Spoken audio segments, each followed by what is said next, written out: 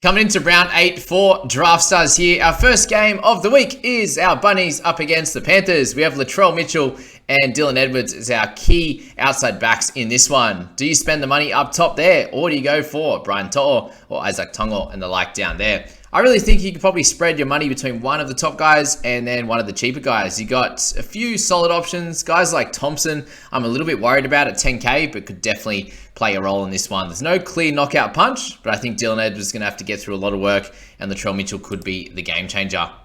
Halves and hookers, you got Cleary up top at 25K.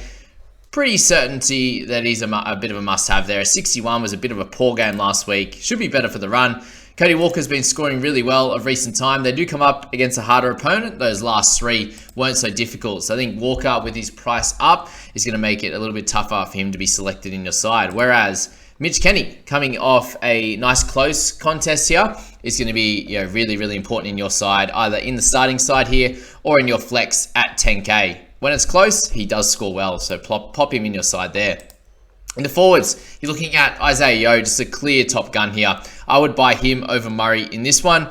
Jai Arrow is going to be an interesting one as well, playing through the middle. Fairly expensive though, and you could probably avoid. And I think you could go for a couple of different guys like Michael Cheekham, who has been scoring really, really well in that starting side. Averages over 40 in that, and at 12K is pretty important there. Along with Lyotta, who's averaging 44 at just a little bit more expensive there. Sorensen is in the starting side and should keep that now that Liam Martin is out, but Garner is waiting in the wings potentially as an option there.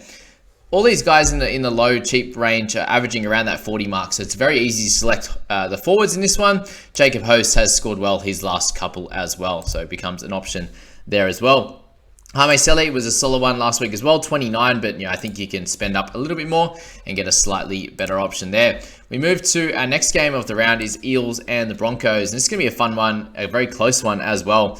Penasini becomes super important, guys. A massive score last week. And look, I doubt that he's going to get anywhere close to that 69 again. But you look at all those last bunch, and 47 is his lowest. So get Penasini in your side, I think, for this one.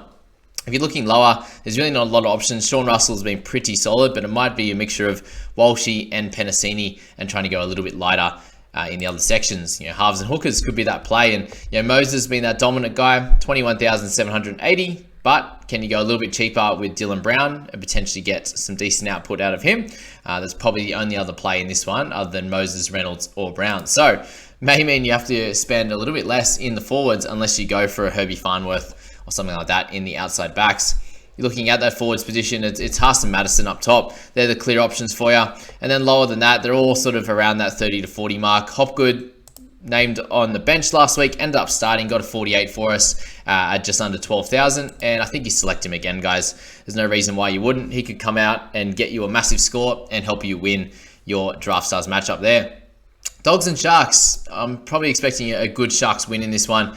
Came out of a decent week last week and had a good crack and won. I think they'll build some confidence from that and be able to come out and do really well here. I am worried for the Dogs outside backs in this one. Spoke about Alamonte last week as being a solid option. Got 25 with a try and 1 disallowed. So, can you avoid these guys? I think you probably have to, and you may have to go up a little bit higher than that. Mulatalo, I think you have to pick. And you might have to go for Sione Katoa if you're looking to try and get Nico Hines in your squad. And he's up near 27,000. It's pretty ridiculous. And it's going to be very hard to pop him in. So, it's Hines. If you can't do that, then, Burton's a clear option. Or if you're happy with, Brayley in his dominant score last week of 67, he has a couple of 30s in his game though. So I find this game to be, very much the toughest of the lot. There is a little bit of chatter that Oluwapu is going to potentially get a chance to play in this one, and that would be partnering Burton with Flanagan, who's been named in the 6 role, and Burton's been in the 7. So it's a very interesting one. If he comes into calculations, then I think you pick him in your flex so you can get a cheap guy in there for sure. In the forwards, I think Britton Nakora is still your man to go for. He's only a little bit more expensive than Preston and King, and he could be a good one. They're getting a try, I'd imagine, on that undermanned, young left edge side of the Dogs there. McInnes is a very strong pick as well. 17,000. He picked up a nice score of 54 last week. I think he'll do the same. So if that's good enough for you, then happy days. Tavita Pangai got a nice 45 last week with the 6 offloads, 4 to hand, 2 to the ground there. Did a good job in that one. but 13.5k, so he's a solid one to pick up if you like. Corey Waddell got a 37 last week. He's been hitting the mid 40s, so could get back into that mark as well. Plenty of decent options, guys. I reckon Kafusi had a good one last week, and I think you need to slot him in at 11k to partner him with potentially young, cheap halfback. Okay, Cowboys and Knights is our next one on the list, and what we're looking at here is plenty of high scorers in the outside backs. Val Holmes is the best guy, obviously, to pick for the Cowboys, but I really think the Knights can win this one, and I would expect a bounce-back game from Gagai, Miller, and Greg Marzu. So any of those guys are going to be good. Bradman Best is your next best pick at the 35.8 average there, or Dom Young, who have also been both been doing pretty well in that one. So that's my outside back picks. In the next section, you're looking at really probably Hastings, who's had a bit more of an improved couple of games, and then Ponga returns. So they're the couple of guys to look at, but I think Phoenix Crossland, you can't go without him. Hitting a 45 last week and a 50 the week before. Price just over 12k. Get him in your side, whether it's here or in the flex. In the forwards, guys that are interesting, Kurt Mann at 11,980. Got a cracking score last week of 63, and I think over the next few weeks, until Adam Elliott returns, that Kurt Mann is the play. And then you can still go for guys like Matt Croker, who's averaging 39 now. A couple of lower scores the last few weeks, but he could pick up a couple extra minutes this week.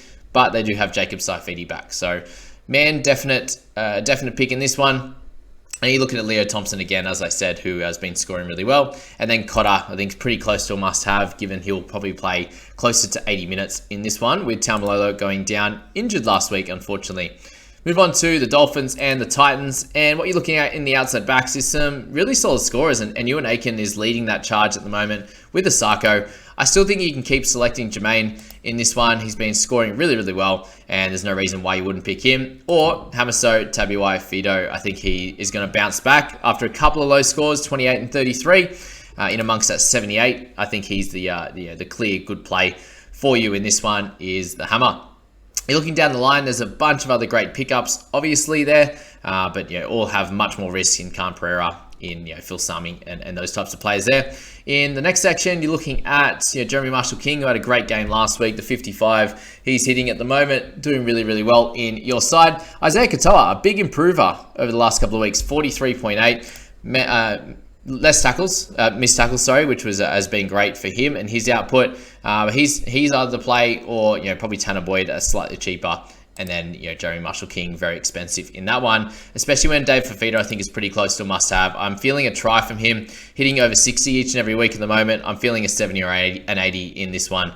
Up against the Dolphins, I think it's going to be a fun matchup, but a decent amount of points and some good scoring from a bunch of these guys. Mark Nichols, I think, still fairly cheap and a decent option. Ese came back to the pack last week. Stone gets Wallace back, so I think it's pretty tough to select any of those forwards unless you're going right up to the top. Tigers and the Eagles, we now move to their outside backs, and Tom Trbojevic, I think, is going to have a day out along with Garrick. So any of those two are going to be good. Aston Kupawa, if you're looking for a Tigers guy. Tommy Talau comes back through his 17 role. Very interesting. DCE, obviously a clear great option as well. Appy Kostow's been playing pretty good of recent times as well. So 51, his last game before their bye. I think he'll come out fresh and play some big minutes in this one and do pretty well. Other DCE, they're the two. Schuster maybe comes back. If he does, you can probably pick him up. But yeah, I'd be avoiding just with the amount of injuries he's had currently. Papali'i, the best option here in the edge position, or the forwards there. And then Bateman's the other guy to look at as well, who's 3k cheaper than him. And then lower down the pecking order, you got Paseka, who's going to be a good one, guys. He's been averaging 41, doing a great job. Bullymore gets to start. I think it's worth the punt there, a little bit over 11,000. Kepi comes back, but I'm worried about minutes with that. And then be interested to see how many minutes Fainu plays on the bench there, the young hooker. Okay, Roosters v Dragons, 2 to go. We do see Angus Crichton coming back, so that's very exciting. We'll start with the forwards in this one. He's back, 21,870. Bit too expensive, guys, so probably look to avoid him. Bird's been great, but unfortunately, you don't get him in the centers like you do in fantasy, so he is very expensive, but scoring really well, averaging 54 for him of recent times. Egan Butcher in that 11 role, he's been doing a lot better, but Tupanua is potentially coming back. I think Jack DeBellin's probably going to play big minutes again, guys, so he could be a really solid one to pick up. And yeah, guys like Zane Musgrove, Couchman, all lower minutes last week. And Ben Melchizedek comes back, but I'm not really excited as to how he's going to go. So a pretty tough position this week. Lindsay Collins averaging 46, only 43 in his last bunch. It's a very interesting position there for sure. Sammy Walker gets dropped, so Joey Manu comes in. I think Manu's a must-have. Just get him in your side, guys. You can also look at Brandon Smith, but I think it's probably worth potentially avoiding him unless you think he can score a try again. And the outside backs, as I said, Manu moves to 6, which is crazy with Walker getting dropped. Tedesco, I think, will have a bounce-back game, but if you want just some outside back scoring, then Parlow there could be solid. Him and Sueli'i both scored pretty low last week. Sloan's been having some big random games. He'll get 10 one week, 20, and then he'll go 45 and 50. So definitely the risky play of that grouping. Storm v Warriors in this one. Outside backs for us here. Nick Meaney, just a must-have. I don't know why he's so cheap. Been averaging 43 in that fullback position, and that does include a game where he got a head knock. So that's that for Meaney. Get him in your side. I think he's him over Chance every day of the week.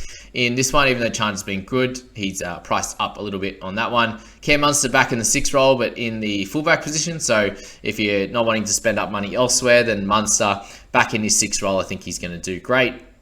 And the Storm will bounce back for sure. So Warbrick at that under 10k price, picked up a 32 last week. You're happy with that if you're able to get that for your side.